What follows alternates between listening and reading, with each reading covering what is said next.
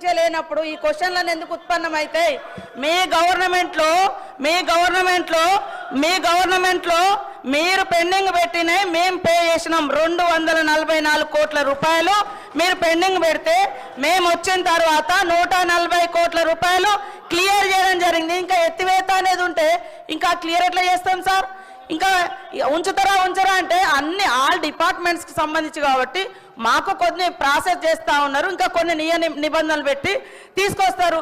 ఇంకా ఉన్న పెండింగ్ మాకు మార్చి వరకు ఉన్నది క్లియర్ చేయడానికి ఛాన్స్, మార్చి వరకు మేము క్లియర్ చేయడానికి అవకాశం ఉంది. ఎత్తేస్తారా తీసేస్తారా ఈ క్వశ్చనే లేదా సార్? అక్కడ పెండింగ్ ఉందని చెప్పిన 104 కోట్లు పెండింగ్ ఉంది, 140 కోట్లు క్లియర్ చేసినాం. మీరు పెట్టిన ఈ 244 కోట్లలో మేము 140 కోట్లు క్లియర్ చేసినాము. ఈ ఇయర్లో ఇంకా 104 కోట్లు మార్చి వరకు మేము పే చేసుకోవడానికి అకాడమిక్ ఇయర్ మాకు అవకాశం ఉంది, మేము క్లియర్ చేస్తాం అవి కూడా. Thank you speaker sir. అధ్యక్ష నేను క్లారిటీ అంటే అధ్యక్ష నేను అది పేద విద్యార్థుల గురించి స్పష్టంగా వేయవలసిన అవసరం, ఎందుకంటే విదేశాల్లో ఇరుక్కుపోయినారు కాబట్టి వారి సమస్యకి పరిష్కారం రావాలి కాబట్టి అడుగుతాం అధ్యక్ష. వారు చెప్పినట్టుగా 2023 వరకు డిసెంబర్ 2023 వరకు 7,801 మంది విద్యార్థులకు గాను 1,131.56 కోట్లు ఓవర్సీస్ స్కాలర్షిప్ రూపంలో గత ప్రభుత్వం చెల్లించింది అధ్యక్ష. వారు చెప్పినట్టుగా ఫస్ట్ ఇన్స్టాల్మెంట్ క్లియర్ అయిపోయి పెండింగ్ పెట్టే కాదు అధ్యక్ష, అవి సెకండ్ ఇన్స్టాల్మెంట్, థర్డ్ ఇన్స్టాల్మెంట్స్ అవి. దయచేసి మంత్రి గారు సరిదిద్దుకోవాలని చెప్పి కోరుతా ఉన్నాను అధ్యక్ష. దీంట్లో క్లియర్గా 104 కోట్ల రూపాయలు థర్డ్ ఇన్స్టాల్మెంట్ చెప్తారు, కానీ second installment, third installment pending ఉంది. ఈ సంవత్సరం అప్లికేషన్స్ క్లియర్ కాలేదు.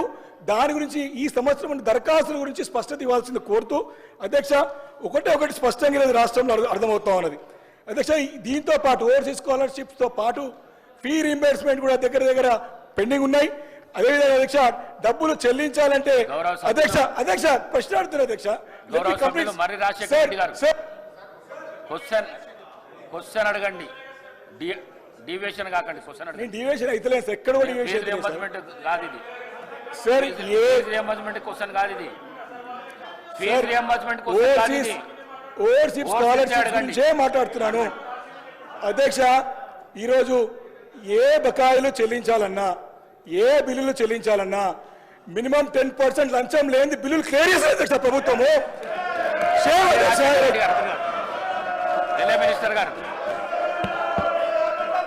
మినిస్టర్ గారు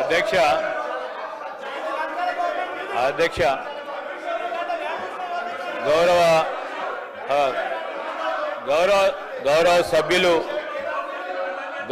సభ్యులు వివేకానంద గారు సీనియర్ శాసనసభ్యులు అస్పర్షన్ చేసే ముందు, ఎవరిపైన అలిగేషన్ చేసే ముందు, ప్రభుత్వంపై నిందలు మోపే ముందు, వారు ప్రభుత్వంలో ఉన్నప్పుడు ఇప్పుడు వాళ్ళ డ్రెస్సు చూసినాం అధ్యక్ష, వారు వేసుకున్న డ్రెస్సులు చూసినాం, సంతోషం. నిన్న కౌశిక్ రెడ్డి గారు అధ్యక్ష కౌశిక్ రెడ్డి గారు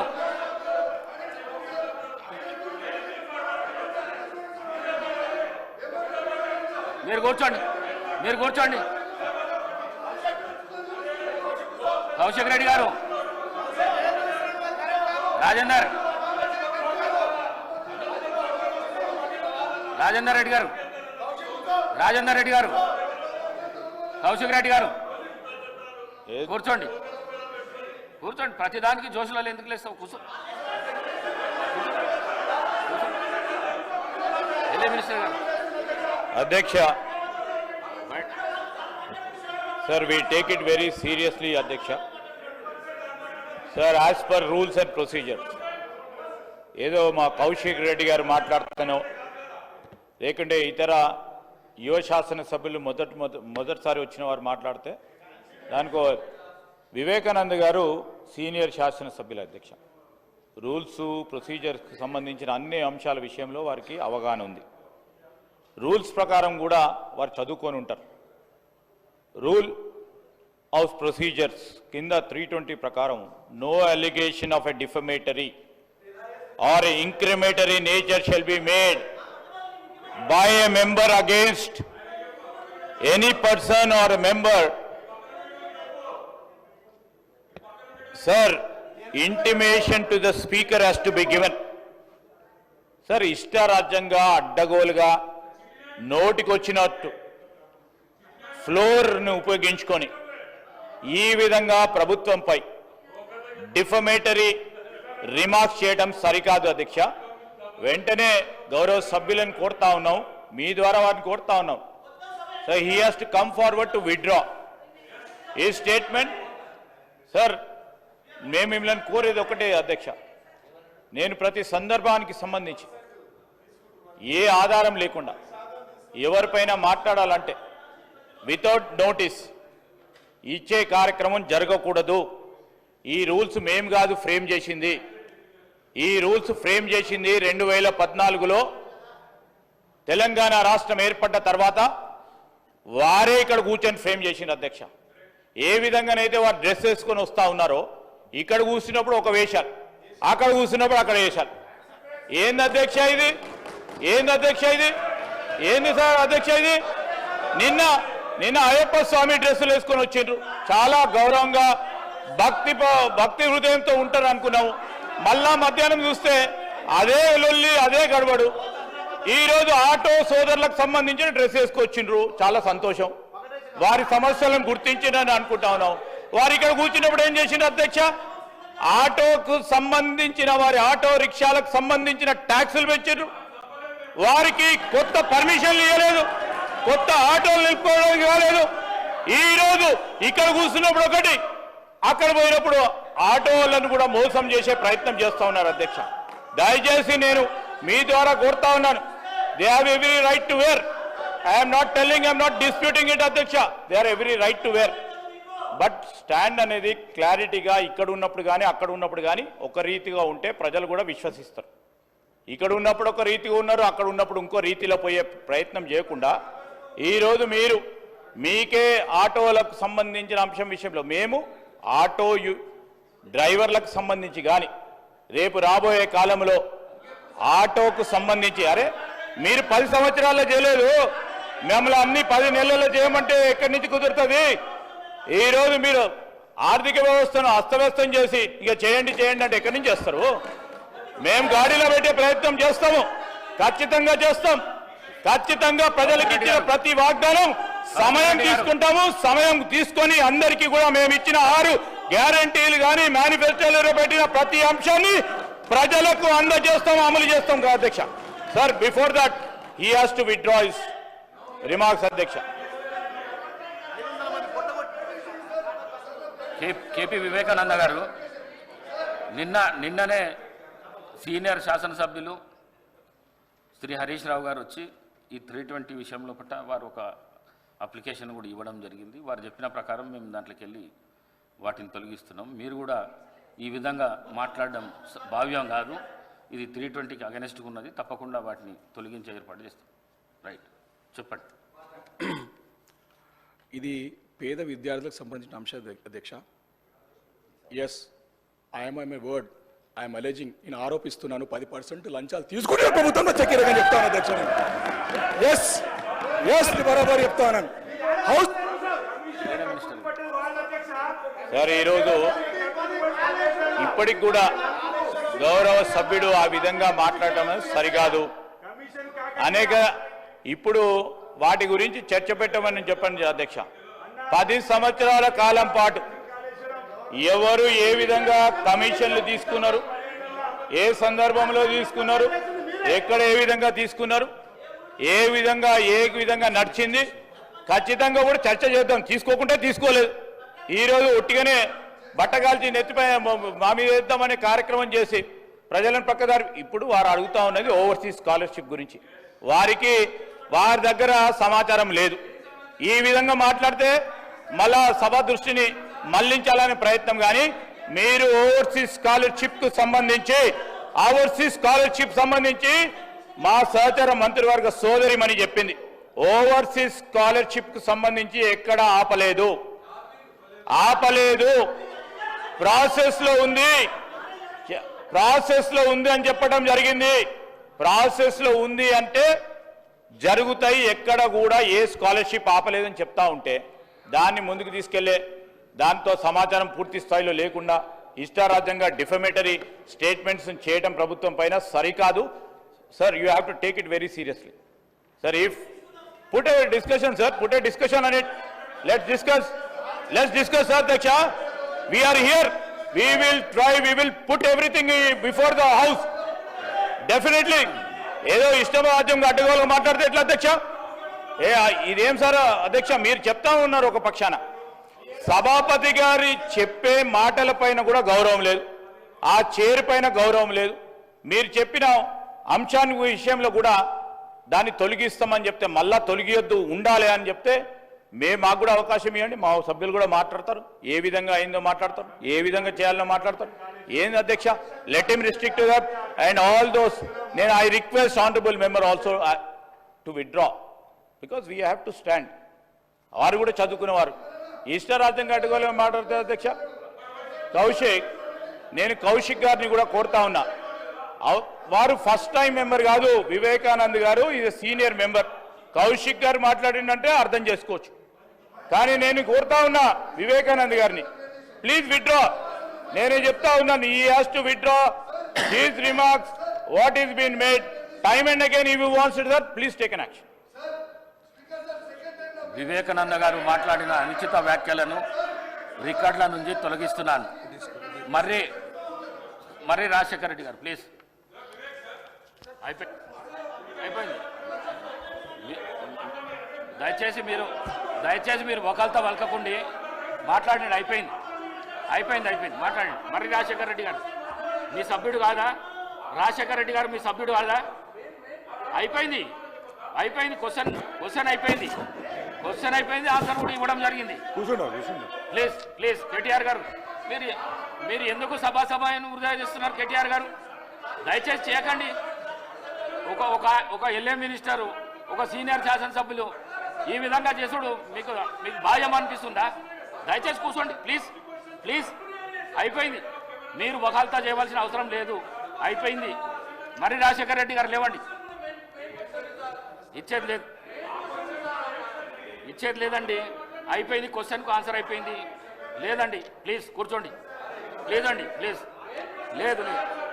మీరు ఈ విధంగా అడిగితే ఇచ్చే ప్రసక్తే లేదు. సమయం వృధా చేస్తున్నారు. దయచేసి సభా సమయాన్ని వృధా చేస్తున్నారు. అనుచిత వ్యాఖ్యలు చేసి మీ సభ్యులు చేస్తున్నారు. సీనియర్ శాసనసభ్యులు మీరు కూడా చేస్తున్నారు. కొత్త వాళ్ళకి ఇదే నేర్పిస్తున్నారా? మీరు కొత్త శాసనసభ్యులకు ఇదే నేర్పిస్తున్నారా? ప్లీజ్. మరి రాజశేఖర రెడ్డి గారు మాట్లాడండి.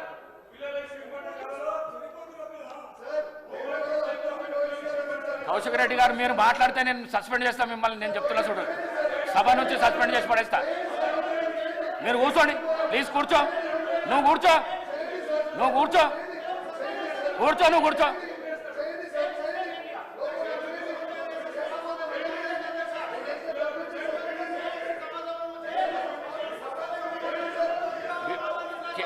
కేపీ వివేకానంద గారు మాట్లాడండి.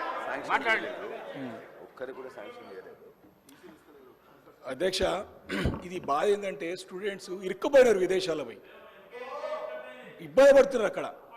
అది బర్నింగ్ ప్రాబ్లం అధ్యక్ష, అది సీరియస్. ఎందుకంటే ఇక్కడైతే ఆత్మహత్యలు చేసుకుంటూ నిన్ననే అక్బరుద్దీన్ గారు చాలా క్లియర్ చెప్పారు. 20 లక్షల రూపాయలు ఇవ్వాలంటే 5 లక్షలు తీసుకుంటారని చెప్పారు నిన్న క్లియర్గా. అక్బర్ గారు సీనియర్ శాసనసభ్యులు కదా అధ్యక్ష. వాస్తవం ప్రభుత్వము వీటిని దృష్టిలో తీసుకొని సరిదిద్దుకునే ప్రయత్నం చేస్తే పేద పిల్లలకు బాగుంటుంది. అది మా ఉద్దేశం తప్ప ఏదో రాజకీయాలు చేయాలంటే అవసరం కాదు అధ్యక్ష. స్పష్టంగా ఒకటే కోరుతా ఉన్నాను, ఈ 2024-25 సంబంధించిన అప్లికేషన్ దరఖాస్తులన్నీ కూడా ఇప్పటి కూడా కొత్తది ఒకటి కూడా ఇవ్వలేదని మా దృష్టికి వచ్చింది. ఎన్ని అప్లికేషన్స్ వచ్చినాయి, ఎంతమంది సెలెక్ట్ చేసిర్రు, ఫస్ట్ ఇన్స్టాల్మెంట్ ఏమైనా ఇచ్చిర్రా ఈ సంవత్సరం, దానిపైన స్పష్టత ఇవ్వాలని మంత్రి గారు కోరుతున్నారు. వారు 10 సంవత్సరాల నుంచి కలిపిందంతా కూడా కలిపి చెప్తా ఉన్నారు, కాదు ఈ సంవత్సరం చెప్పాలని కోరుతా ఉన్నాను. అదేవిధంగా అధ్యక్ష, నిన్న చెప్పినటువంటి ఫీ రీంబర్స్మెంట్లో కూడా ఆత్మ సర్టిఫికేట్స్ లేక ఉద్యోగాలు వచ్చి సర్టిఫికేట్స్ తీసుకోలేకపోతున్నారు అధ్యక్ష కాలేజ్ నుంచి.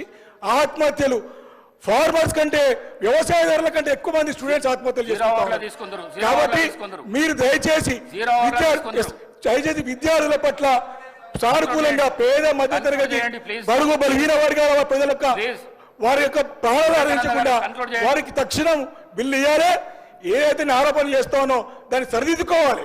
సరిదిద్దుకునే ప్రయత్నం చేస్తే అందరికి బాగుంటుంది తప్ప ఏదో ఆరోపణ రాజకీయ ఆరోపణ కాదు అధ్యక్ష. విత్ ఆల్ ప్రూఫ్ నిన్న మాట మీద నిలబడతా ఉన్నాను. ఈ 10% బంద్ చేసుకోవాలని చెప్పేసి కొడతా ఉన్నాను.